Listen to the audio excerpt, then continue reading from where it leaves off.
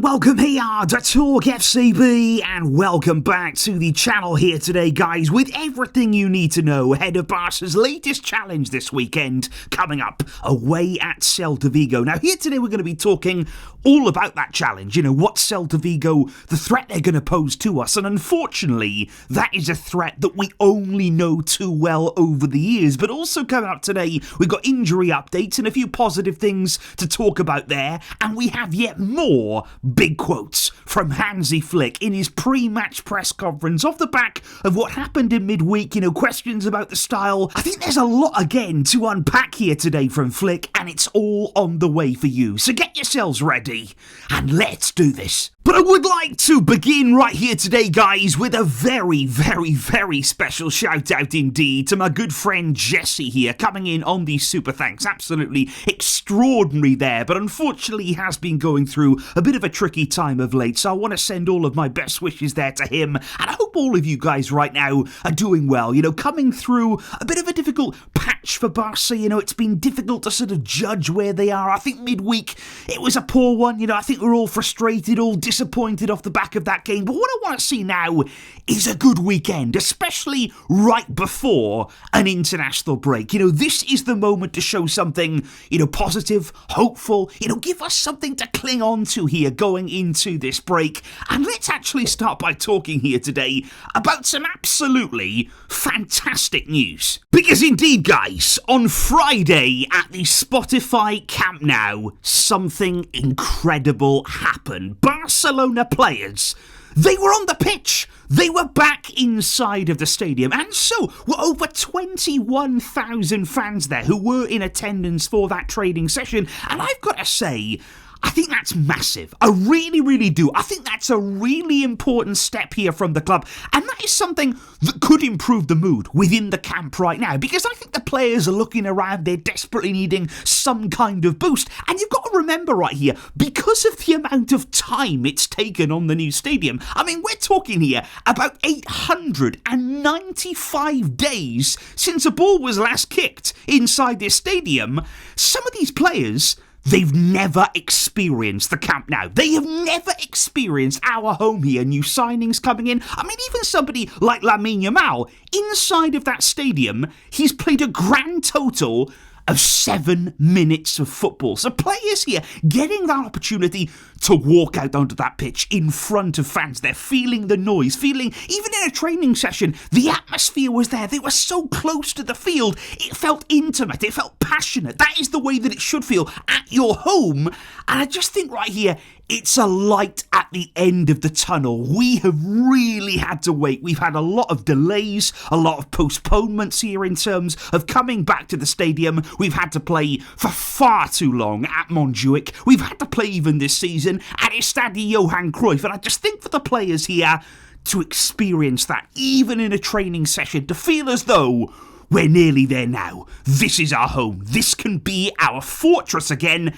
And that will help us. That will surely improve our level when we are truly back. However, guys, we will have to wait right now to be back at our own stadium, because this weekend we are heading away. And it's one of the away trips on the calendar every single year in La Liga that oh, that's not going to be easy. That is going to be a real challenge here. We are travelling to Belaidos on Sunday, and it's often a bit of a cliche, when you go to some stadiums, oh, it's a tough game, it's a tricky place to go. Well, this is anything but cliche. Barca have really struggled away at Celta, particularly here in La Liga. We have won only 2 of our last 10 league games in this stadium. 4 draws in that time, 4 defeats. We've conceded 22 goals against them. And I think that's the thing right now. Even at the best of times, some good Barca teams have come here. Barca teams with real confidence. Even then,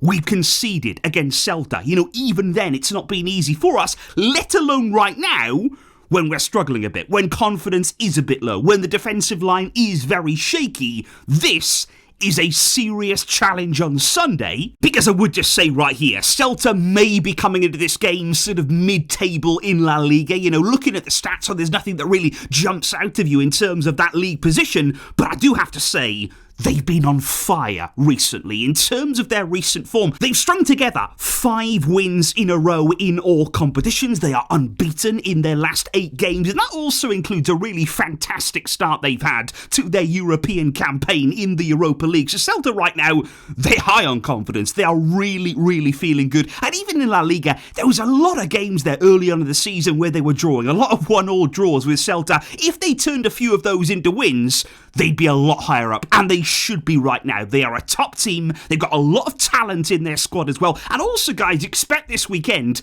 to see plenty of familiar faces too. Celta are actually stacked right now with former Barcelona players. You've got players there like Marcos Alonso, like Oscar Mingueza. Ilaix Moriba is there trying to rejuvenate his career. Ferran Jucla joined them in the summer. But I think the most familiar face of all, it's not a former Barca player, but it is one that we all know very, very well. Iago Aspas. He's still there. He is still lurking. Even at 38 years old, he is still going strong, and he still maintains a big threat. And he's a player that we know well. He's a player that we know what he can do. Don't give him time. Don't give him space.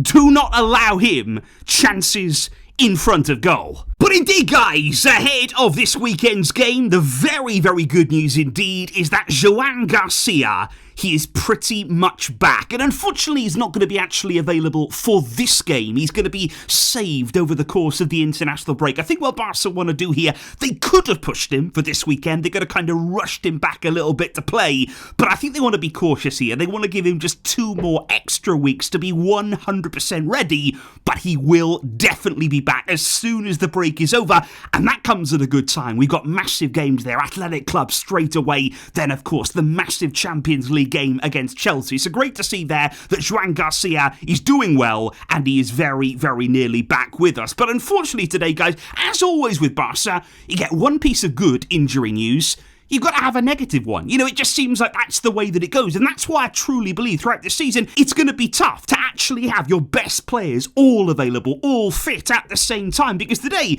Jules Koundé is suffering. He did not finish today's training session. He felt quite a bit of discomfort there as it went on. And apparently, he has also been battling discomfort over the past few days as well. And I can certainly believe that there. Koundé has not looked like himself, I would say, for much of this season. You know, he's one of the players who've been well below their usual standards. It looks as though there's something bothering him. I think we've all felt that way throughout the season, and it does look now like he isn't going to be ready to start the game against Celta on Sunday. Which then indeed brings us on to talk about Hansi Flick, because I've got to say, guys, obviously we spoke, just a few days ago about what happened in midweek, the style of play, a lot of defiant quotes from Hansi Flick saying, look, I'm not going to change, this is my style, this is the way that I do things. And to be honest, it's not as though I'm just blaming him. I don't want to put a lot of criticism here upon Hansi Flick, because we know the style of play can be effective. We know that it can be a real success. We saw so many great things from this team last season, but I think right now it's more about, can the players do that? Can the players produce that kind of level again, physically, mentally, tactically? Right now, they are not. It's as simple as that. And sure, the players, they have to come under the microscope. They have to take a lot of the criticism there. And just the big question will remain, can they recapture those levels? Can they turn it around? And I felt today in the press conference, I think Flick was alluding to the fact that, they're just not doing enough. I'm giving them the instructions. I'm giving them here the tactical plan. We are just not playing it. It's not as though the style is not working. We are just not performing the style out there on the field. Because Flick said right here, we are leaving too much space for our opponents. It's as simple as that. That is the one massive flaw right now in the whole tactical plan. So much space, so much time for every opposition team. And he said the forwards are far from what they're used to doing. The forwards in particular are not doing their job off the ball, because he said it's about structure and we are missing things off the ball. So interesting there that Flick highlighting the forwards, not all about the defensive line, not all about the midfield here. The forwards have got to start that press. Pressing and defending starts from the front in the end, because Flick then followed up on that by saying last year it was different. He said we did play at a different level. The players know that we need to play better. He said, we've already talked about the match against Brugge and everybody knows what we want to see on the pitch. So already there, Flick is admitting it's not the same. We are not playing at that same level to what we were last season, and that the players need to do more. They need to give more. They need to step up that level. And then again, I sensed a bit of frustration from Flick here today, because he went on to say, when I talk to the players, they know that. He said they must demonstrate it though. Talking, communicating, that's one thing, but what matters is seeing the work reflected on the field.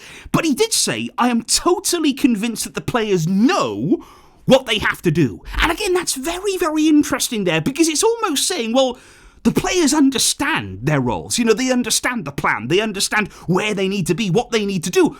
But the big question now is doing it. We can talk about it, we can plan for it, we can do all these things behind the scenes. As Flick continues to do, it appears, but the players aren't quite following up on that. The players aren't quite delivering upon that plan, and that is where now some frustration is starting to seep in. And of course, we've spoken a lot about injuries throughout the season so far. Flick said today, it's not an excuse. Me talking about injuries, it's not an excuse. It's a fact. We have many players injured, and they are huge key members of the squad. He said we manage it as well as we can do. We'd like to have a few more points at this stage, but the season is very long. But it's important that when they are all back in 2 or 3 matches' time, they'll be at their best level. But yet again there, I'm not saying it's an outright excuse. Clearly injuries have hampered us. We've got key players out that when they return, we will get better. But as I've just said there a little bit ago, it's going to be tough to have all of the players available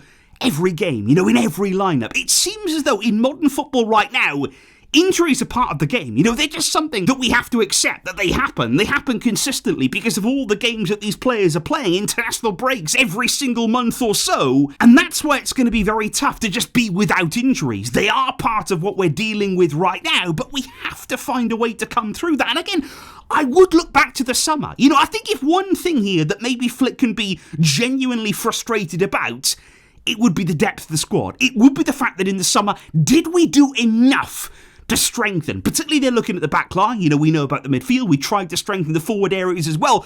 But did we do enough? Given the fact that injuries are part of the game, they're going to happen, does Flick have the squad that he needs to consistently bring this style of play, to consistently play with high intensity, with high energy, to rotate and keep players fresh? I think that's the big question right now. And if he was to be frustrated about something, I would personally say, was he backed enough when it really mattered? Which is why, guys, I think this Sunday, it's a big game for Barca. It's a very, very important game. Like I said, the timing of it there, off the back of that game against Club Brugge, now right before the international break, and in a really, really difficult place to go.